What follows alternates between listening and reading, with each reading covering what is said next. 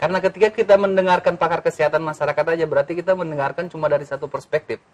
Kita nggak mendengarkan dari para pengusaha, dari para ekonom, dari para budayawan. Yang bisa merangkul itu saya kira wartawan seperti Koran Banjar atau media-media yang lain. Mereka bisa merangkul semua pendapat dan memberikan bahan pertimbangan kepada pemerintah untuk mengambil kebijakan. Selama ini kan enggak. Kita selalu ditakut-takuti oleh para pakar kesehatan masyarakat yang mereka cuma punya satu perspektif aja, enggak mengambil dari perspektif yang lain. Itu pun sangat tertinggal menurut saya.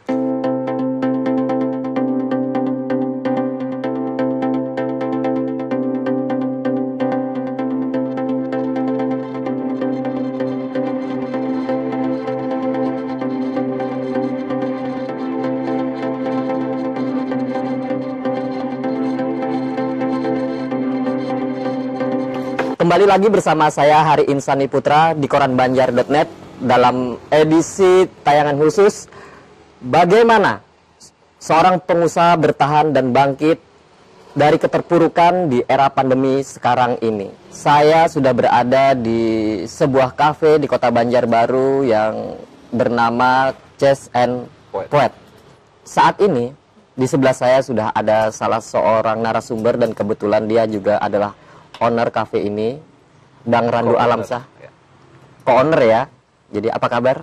Alhamdulillah. Alhamdulillah baik-baik. Tidak begitu baik. Oh, tidak begitu baik ya. Oke. Jadi memang agak susah beberapa hari ini kita bertemu dengan beberapa pengusaha selalu mengabarkan bahwa sedang tidak baik saja. Namun bisa dipertegas mungkin Bang Randu, maksud tidak baik-baik saja ini bagaimana?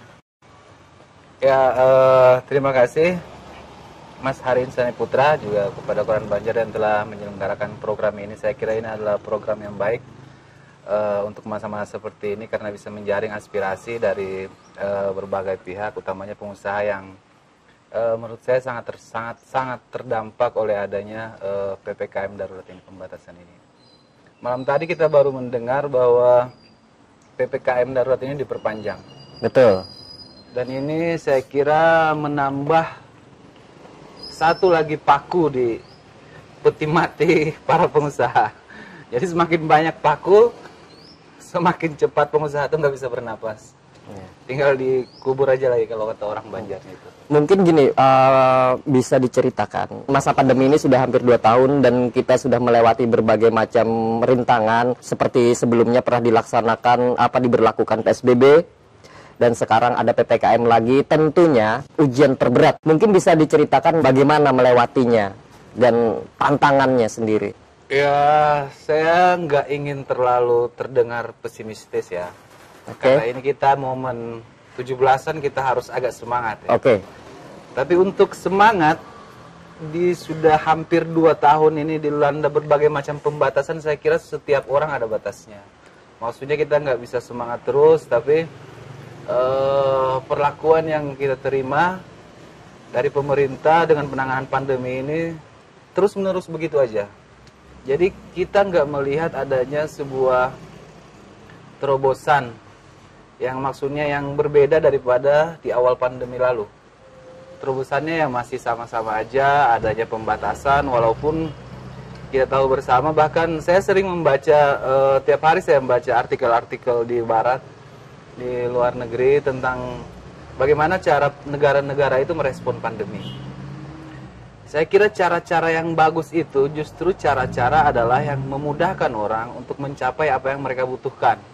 Misalnya orang ingin datang ke kafe, orang ingin datang ke kafe mereka ingin bersosialisasi. Pemerintah saya kira dengan kepentingan untuk menekan angka penularan harusnya justru memberi jalan bagaimana orang-orang itu agar mereka bisa tetap bersosialisasi, tetapi sekaligus aman, bukan malah menindakkan sama sekali sosialisasi, menindakkan sama sekali bisnis-bisnis. Betul bahwa pemerintah memang membatasi jam operasional kafe. Kita berbicara dari perspektif pengusaha kafe ya. Jam operasional kafe, tapi itu diklaster dalam bisnis yang sama, misalnya kafe dimasukkan dalam bisnis restoran. Ya seharusnya menurut Bang Randu sendiri bagaimana? seharusnya itu nggak diklaster dalam keranjang yang sama karena restoran punya karakteristik dan perilaku pelanggannya sendiri. Misalnya orang datang ke restoran itu pagi, siang, sore. Nah, artinya restoran itu kalau ada pelanggan datang pagi dan pagi sampai siang itu mereka ada pengunjung gitu ya ada maksudnya. Pengunjung. Nah, bagaimana dengan kafe Kalau sendiri? kafe enggak. Kalau kafe orang baru datang ke kafe itu jam 8 malam. Jam 8 malam. Jam 8 malam. Itu pun kadang jam 9 malam. Jam 9 malam. Jadi ketika kafe disamakan dengan restoran harus tutup pada jam 8 atau jam 9 malam, otomatis kafe malah nggak dapat masukan sama sekali karena mereka pagi nggak ada Karena interval waktunya sangat pendek. Interval waktunya sangat pendek. Bahkan orang datang jam 9 itu mungkin belum datang.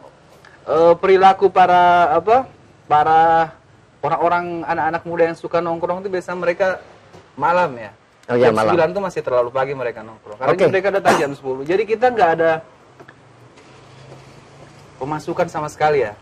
Jadi begini, kalau seandainya klaster kafe itu harus dipisahkan dengan restoran dan karena sifatnya berbeda dari si pengguna atau pengunjung ya, menurut Bang Randu sendiri, bagaimana seharusnya PPKM ini diberlakukan untuk klaster-klaster kafe? Sebaiknya, mungkin ada solusi yang bisa ditawarkan.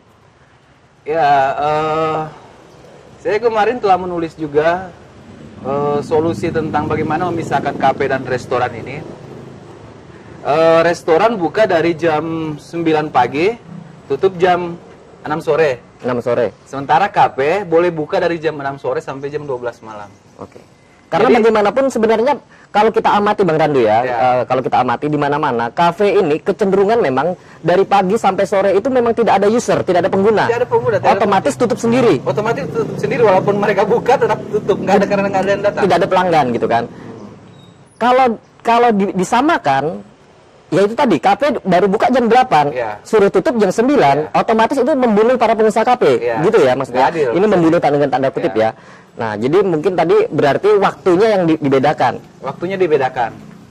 Jadi waktunya dibedakan, terus misalnya kalau pemerintah juga masih terlalu cemas dengan adanya penularan di kafe, saya kira perlu juga membaca-baca banyak artikel yang ditulis oleh para pakar, para peneliti, para expert kesehatan di luar negeri bahwa penularan itu nggak ada penularan yang terdokumentasikan, ya, yang terjadi di luar ruangan, di outdoor. Rata-rata penularan COVID dari jutaan kasus itu terjadi di rumah. Indoor maksudnya? Indoor. Jadi mungkin dengan itu pemerintah bisa mengambil kebijakan bahwa ketika kafe ditutup, ketika restoran ditutup, ketika kafe dibuka atau restoran dibuka, mereka harus menyediakan ruangan outdoor. Maksudnya kursi-kursi yang ada di dalam ruangan itu ditaruh di depan di beranda atau di maksudnya begini mungkin. Artinya kafe-kafe atau restoran itu mereka tidak boleh masuk ke dalam ruangan. Ya. Berarti bukan hanya protokol kesehatan ini berarti bukan hanya masalah cuci tangan. Bukan hanya masalah cuci tangan, menggunakan masker bukan. Bukan. Tapi ini tadi ini menarik dikaji bahwa bacaan-bacaan yang Mas Randu atau Abang Randu tadi lakukan bahwa penyebaran COVID itu justru banyak terjadi di ruang indoor gitu ya. Ini kajian ilmiah nih. Ini kajian ilmiah. Kalau Anda pemerintah sering membaca berbagai macam penelitian ya tentang ini, itu sangat-sangat banyak bukti yang menunjukkan bahwa penularan COVID itu memang terjadi di dalam rumah. Makanya contohnya Jepang. Jepang itu mereka nggak pakai 3M, 4M, 5M atau 6M, mereka nggak pakai. Terus? Mereka cuma pakai 3C. Dan menitik 3C itu... 3C ini apa maksudnya? 3C itu yang dihindari itu close space. Jadi, close space. Ruangan tertutup. Ruangan tertutup. Jadi mereka sangat menghindari ruangan tertutup, utamanya ruangan tertutup itu yang ventilasinya itu buruk. Jadi mereka sangat menghindari itu. Jadi mereka nggak punya mandat tentang pakai masker itu mereka memberikan kebebasan itu kepada pribadi-pribadi. Cuma mereka menekankan bahwa orang sebaiknya enggak berada di ruangan tertutup. Untuk berkumpul ya? Untuk berkumpul. Enggak berada di ruangan tertutup, terus crowded place, tempat yang terlalu banyak kerumunan ya. Kalau kafe saya kira nggak begitu banyak kerumunan karena mereka dipisah-pisah oleh meja. Kerumunan yang saya maksudkan ini kerumunan yang kayak orang antri untuk vaksin atau itu terlalu banyak kerumunan. Kerumunan ini kan berbeda tentunya kalau misalnya seperti kafe-kafe mereka duduknya terpisah-pisah. Dan kemudian seperti yang tadi disampaikan di ruangan terbuka juga kan, artinya kan kalau berdasarkan kajian tadi ini di ruang terbuka duduknya terpisah, sebenarnya kan orang nongkrong di kafe itu minim sekali penularan. Sangat minim penularan. Bahkan mungkin zero saya pikir. Nggak ada penularan di kafe kan. Nggak pernah ada baca berita ada terjadi penularan di kafe. Kalau penularan di rumah-rumah sering. Jadi makanya ada kebijakan ketika melarang orang berkumpul, terlalu banyak berkerumun atau di restoran atau di kafe dan menyuruh mereka pulang ke rumah. Itu kebalikannya justru menyuruh orang dari sesuatu yang nggak terlalu beresiko masuk ke ruangan yang malah sangat beresiko tinggi. Di rumah aja risikonya tinggi. Bisa memberikan statement tidak sebagai pelaku usaha bahwa pandemi atau PPKM level 4 yang dialami ini apakah benar-benar sangat meresahkan dari sisi usaha? Iya, kita semua sedih. Bukan hanya para pengusaha kafe ya, saya kira. Pengusaha restoran terus mereka-mereka yang berjualan di pinggir jalan. Saya melihat mereka juga diubarkan orang-orang yang jualan jagung, orang-orang yang jualan. Jadi mau nggak mau muncul pertanyaan bahwa sebenarnya pemerintah ingin mengendalikan virus apa sebenarnya ingin mengendalikan orang-orang. Kalau ingin mengendalikan orang-orang berarti sudah lepas dari tujuan awal mereka ingin mengendalikan virus ini. Jadi dari awal ketika seandainya pemerintah itu didrift, kebijakannya itu disetir oleh ilmu pengetahuan, mereka mungkin akan banyak mengetahui tentang kemungkinan penularan. Artikel-artikel ilmiah itu banyak, tapi sangat sedikit sekali yang diimplementasikan dalam kebijakan. Sangat sedikit sekali. Bahkan dari awal pandemi sampai sekarang kebijakan kita itu nggak banyak bergerak. Masih 3M, bahkan ditambah 4M. Mungkin nanti 5M, 6M dicari-cari gitu ya? Institusi ada, kami 5M, kami 6M. Jadi kayak kesannya cuma kebanyakan banyak aturan. Tapi gini, dari segi lainnya, misalnya gini, selama menjalankan kafe, tentu saja tadi sudah dibilang bahwa dampaknya sangat berat. Namun kafe ini masih tetap jalan kan ya? Masih bisa jalan. Masih jalan, bukan artinya nggak akan tutup. Nah, belum tutup gitu. Artinya setiap hari kita harus berhadapan dengan kalau misalnya PPKM terus diperpanjang, kita kan operasional terus jalan. Iya. Sementara kita juga menggaji karyawan. Iya. Terus kita juga harus membayar sewa. Iya. Saya kira setiap pengusaha itu berhadapan dengan dilema itu. Bagaimana mereka juga ingin menyelamatkan jiwa, ingin cepat ekonomi kembali, tapi mereka juga harus berusaha untuk bagaimana mereka juga bisa makan. Jadi saya kira bukan cuma dilema pemerintah, dilema pengusaha juga memiliki. Mungkin bisa diceritakan dari segi yang terakhir tadi bahwa dari sekian banyak dilema-dilema tadi, apa yang dilakukan, yang sudah terjadi, apakah sudah sampai memberhentikan karyawan atau bahkan mengurangi menu atau mungkin malah justru menaikkan harga untuk bisa survive? Kita belum mengambil opsi kayak mengurangi karyawan. Tapi opsi menaikkan harga sedikit banget sudah kita ambil karena kita ya untuk itu tadi, untuk menutup semua operasional ya, biaya operasional. Dan saya kira kita berbicara perspektif Banjarbaru ya. Banjarbaru ini adalah kota kafe ya. Ada 200 kafe di Banjarbaru. Dan kafe-kafe ini 200 kafe itu menggerakkan perekonomian sangat signifikan perekonomian Banjarbaru. Jadi mereka menyumbang pajak, mereka menekan angka pengangguran. Mereka jadi maksud saya ada ekosistem bisnis di sana. Kopi disuplai, digiling, terus disajikan. Itu ada investasi sumber daya, ada investasi teknologi di sana. Jadi dengan adanya PPKM semua itu menjadi sulit ya? Menjadi sulit karena orang-orang nggak bisa bergerak terlalu banyak. Orang-orang terlalu sedikit modal dan mereka harus menutup biaya-biaya yang mendesak setiap bulannya, kredit dan lain-lain. Menurut Bang Randu sendiri, seharusnya bagaimana pemerintah dalam kondisi seperti ini? Apakah diperlukan kontribusi real dari pemerintah? Saya kira itu wajib. Wajib ya. Misalnya pemerintah menggratiskan biaya listrik selama selama PPKM itu. Terus menggratiskan internet atau air, itu nggak menutupi semua kebutuhan, tapi sedikit banyak itu agak membantu. Tapi sejauh ini kan belum ada terdengar kebijakan semacam itu. Jadi kita disuruh untuk berjuang dan menanggung sendiri. Menanggung sendiri. Jadi saya baca di Facebook itu bagus sekali bahwa 17 Agustus ini kita lebih baik tiadakan semua lomba balap karung, kita ganti dengan lomba bertahan hidup. Lomba bertahan hidup gitu ya. Jadi siapa yang bisa bertahan? luar biasa sekali pemirsa. Saya mau minum kopi, ini Queen's Gambit. Ya, ini kopi andalan ini kayaknya, kopi andalan. Bilangnya enak banget, kita coba ya. Wah, ini. Jadi ini kemasan kopi yang bisa take away. Bisa take away. Karena tinggal tinggal pesanan. Kita juga sudah mengusahakan kata pemerintah sekarang bisnis sudah online, kafe-kafe mungkin sudah bisa dipesan online, bisa take away atau Gojek semacamnya. Tapi kan ini bukan restoran, orang datang ke kafe itu bukan cuma cari kopi, mereka cari suasana. Sebenarnya kalau pemerintah mau melihat lebih detail ya aturan-aturan yang tercantum dalam kebijakan PPKM yang diinisiasi pemerintah pusat itu, harusnya mereka bisa melihat bahwa ini sama sekali nggak realistis. Kalau kita misalnya ingin menyeimbangkan antara penanganan virus dan juga pertumbuhan ekonomi, harusnya kita bisa meneliti ke dalam detail-detail itu. Misalnya seperti yang saya bilang tadi, ada aturan-aturan yang harus agak sedikit disesuaikan. Dengan kata lain, apakah Bang Randu ini melihat bahwa peraturan yang dibuat ini itu hanya copy paste? Sama sekali copy paste.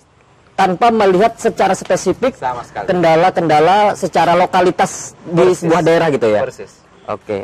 Jadi ini membunuh otonomi daerah, membunuh akal sehat, membunuh ekonomi. Kadang-kadang sekarang juga malah membunuh kewarasan.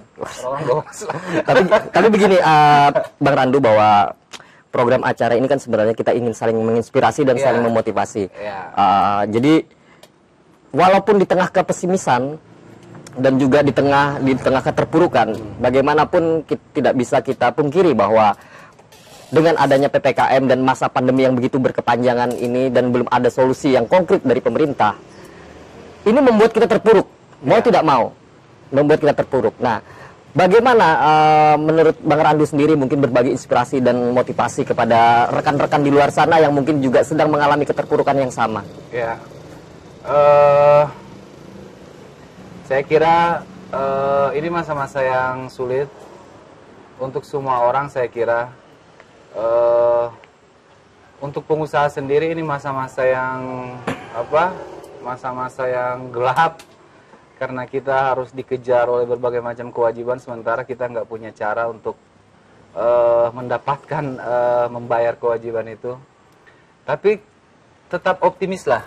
Saya kira kita nggak punya pilihan selain optimis bahwa kita masih hidup, kita masih bisa merokok, masih bisa menikmati kopi, walaupun kita sebenarnya gitu ya sakit kepala ya. Sakit kepala juga. Tapi ya kita orang Indonesia, kita mempunyai semacam ribuan cara kita memiliki seni untuk bisa menghibur diri sendiri. Jadi saya kira nggak ada seni hidup di tengah keterpurukan gitu ya. Seni hidup di keterpurukan. Cuma maksudnya apa yang saya bilang dengan copy paste tadi, saya terangkan dulu ya, bahwa PPKM atau pembatasan darurat itu sebenarnya copy paste dari penanganan pandemi di negara-negara lain, China atau di Eropa, yang sangat sama sekali berbeda karakteristiknya, orang-orangnya, budayanya, juga daya tahan ekonominya sama sekali berbeda. Jadi bagi mereka pembatasan itu kayak digaruk aja, kayak cuma digaruk. Bagi Indonesia mungkin bagi kita mungkin berdarah. Berdarah karena kita nggak punya daya tahan ekonomi seperti mereka. Sialnya pemerintah kita justru malah menyamakan cara-cara seperti itu bisa diterapkan di sini.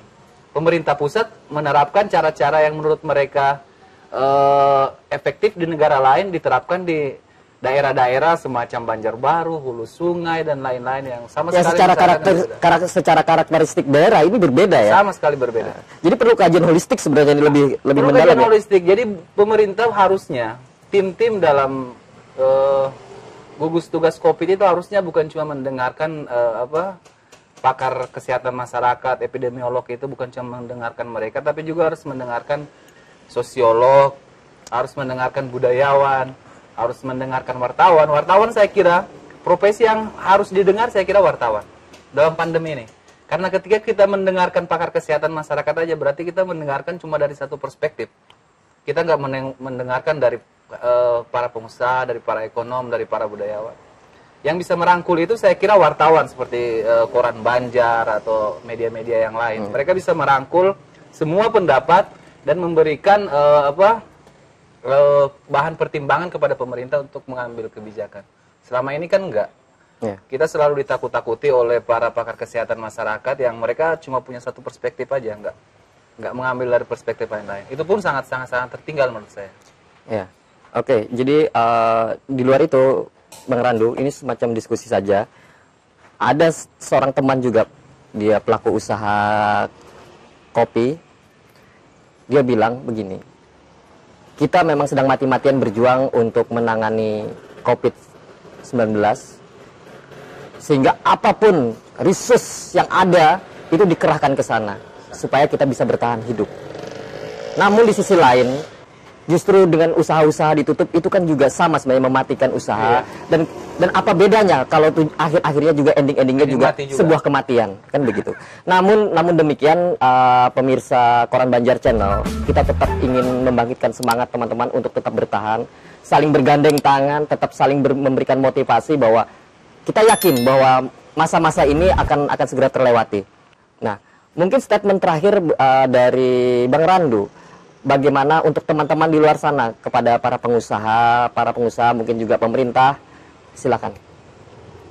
Saya kira untuk para pengusaha, saya tidak bisa memberikan begitu banyak inspirasi karena kita sama-sama juga berjuang. Yeah. Saya justru sangat juga memerlukan motivasi. Jadi paling yang juga saya bisa beri masukan itu cuma mungkin kepada pemerintah bahwa ya, kalau memang PPKM ini nggak bisa dihindarkan dan ini memang sudah kebijakan pusat, saya kira pemerintah daerah, khususnya Banjarbaru bisa memberikan penyesuaian. Semacam tadi itu ada jamnya yang diatur, terus lebih menanyakan aspirasi para pengusaha ini. Sebab ketika pengusaha mati, sektor swasta juga mati, ekonomi nggak akan bisa jalan. Yang bisa memberikan ekonomi naik itu adalah sektor swasta. Pemerintah, PNS itu nggak bisa. Mereka kan pemerintah nggak bisa merekrut banyak tenaga kerja, kan nggak bisa. PNS dibatasi setiap tahun.